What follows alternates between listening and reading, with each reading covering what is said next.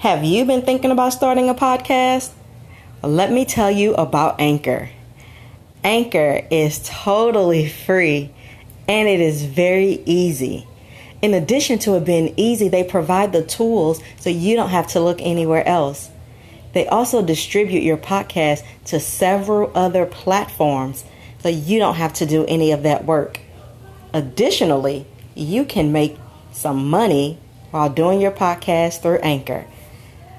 Go ahead and download the Anchor app or go to anchor.fm and start your podcast today. You will enjoy.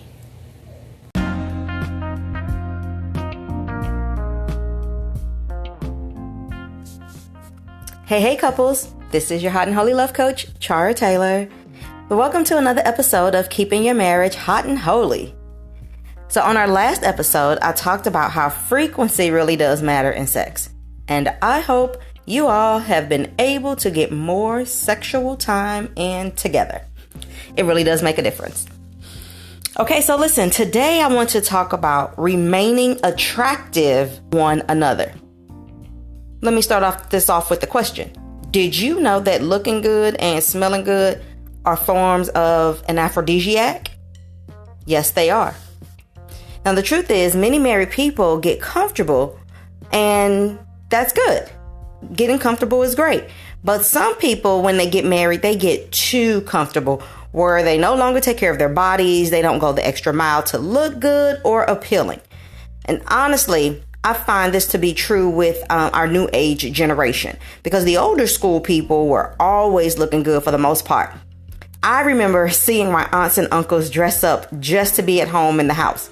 And I remember one of my aunts wore hazel contacts and she slept in them. And her reasoning was she didn't want to be caught without them. She was like, if somebody comes over, I don't want them to catch me without my eyes. And so I thought that was so funny. And listen, one of my favorite TV shows was I Love Lucy. Because in the show, Lucy got dressed every single day and was looking good when Ricky Ricardo got home. Except on a few occasions. But for the most part, you never saw Lucy looking unkept.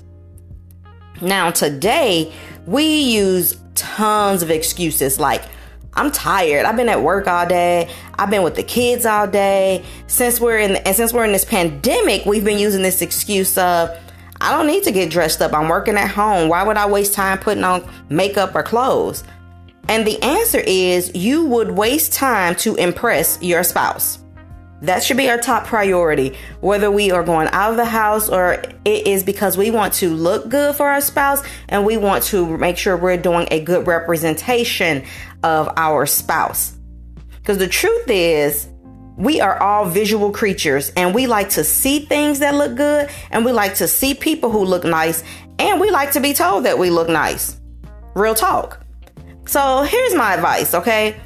This is not to take a jab or at anyone. This is not a shot at anyone, but just a reminder to all of us, okay? Listen, man, woman, don't stop dressing sexy and looking good for your spouse because you've gotten comfortable and you've gotten settled into married life.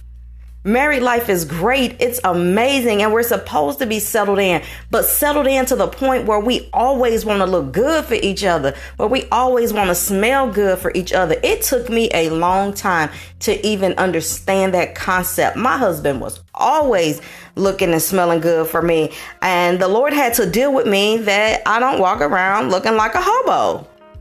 That's just truth. Real talk. Okay, let me keep going. Man, woman, don't stop dressing sexy or looking good because we in this global pandemic.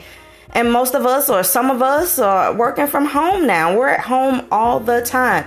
We need to still make an effort to get up every single day, wash our face, brush our teeth, comb our hair, put something on, look good, smell good.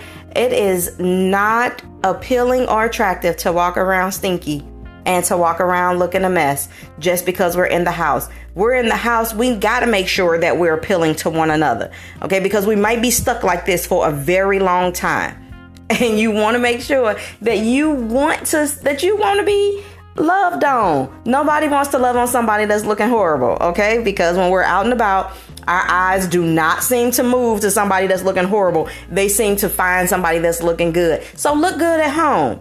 Try it at least a couple of times a week. I'm not saying we got to do this 7 days a week. We don't have to be Lucy, okay? I Love Lucy. No, we don't need to be. But try it a few times a week. Get up, do a little extra, okay? Put the effort into it. And listen, you can even shake it up. If you don't want to do it in the morning, do it in the evening, do it in the afternoon. But at some point in the day, make yourself look beyond presentable. Make yourself look good. Get yourself together, okay? Now listen, our topic today is twofold. Yes, one about fixing ourselves up on a regular basis so that we're looking good, because looking good is an aphrodisiac. Smelling good is an aphrodisiac. Okay, but the other topic in this today is about our bedtime wardrobe.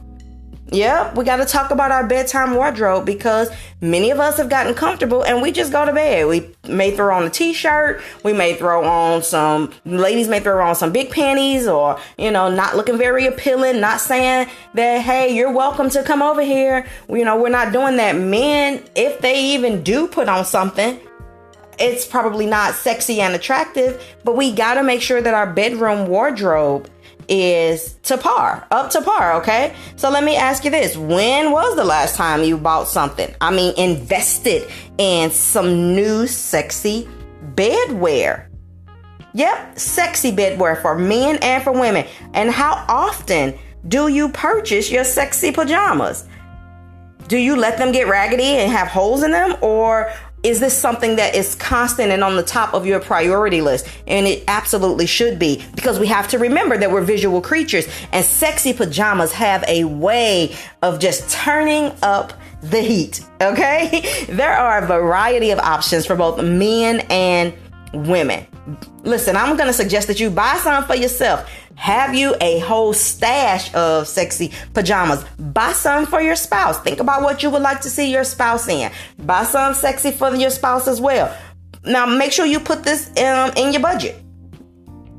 The holidays are coming up, my favorite time of the year. Buy some for them for Christmas. You could do like me and my husband. We have a Christmas tree in our bedroom, and in our bedroom, everything under that tree is for our bedroom. Okay, that's our bedroom playtime tree. And so everything that goes under that tree is specifically for bedroom playtime, and wardrobe is included in that. Okay. Now, your lingerie, your sexy bedtime wardrobe, it really does need to leave very little to the imagination. Follow me for a moment. Everybody is always trying to be covered up. Leave something to the imagination. Leave something to the imagination. Leave something to the imagination outside of the bedroom. But when we're talking about inside the bedroom and your bedroom wardrobe, don't leave anything to the imagination. Why? Because let me tell you, ladies, men are not trying to imagine. They want to see. So you need to give them something that they can see. All right, men, go ahead, show off what you have. Women like to see it just as well. Okay, let me just be transparent for a moment. My husband saw a shopping cart that I was filling up online, and he said, "What are you getting?" He looked at the total and was like, "What are you getting?" And I replied, "Some sexy lingerie, some sexy pajamas for me and some for you." I was like, I have to spend the money to obtain the look that you desire, and plus, I want to see you in some sexy stuff too. And so his reply was just simply, "Oh, okay, let me see what you got." Which was followed by, "Oh, I like that. I like that. Yeah, I like these." So he understood, and he understands that marriage is an investment, and that we have to purchase these things, and we can make these decisions together, or we can make these decisions separately, but it needs to be considered something that we do on a regular basis. Okay. Now here's another truth.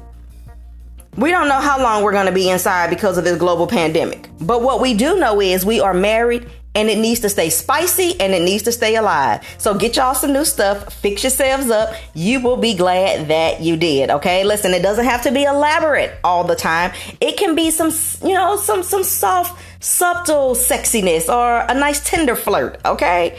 My husband knows what my favorite color is on him. There's this particular color that I absolutely love to see him in, and whenever he has it on, I'm always complimenting him. Okay, so since we've been in the house because of the pandemic, he's been putting that color on as often as he can, just to kind of walk around, fix things up, and making sure he's smelling good and looking good.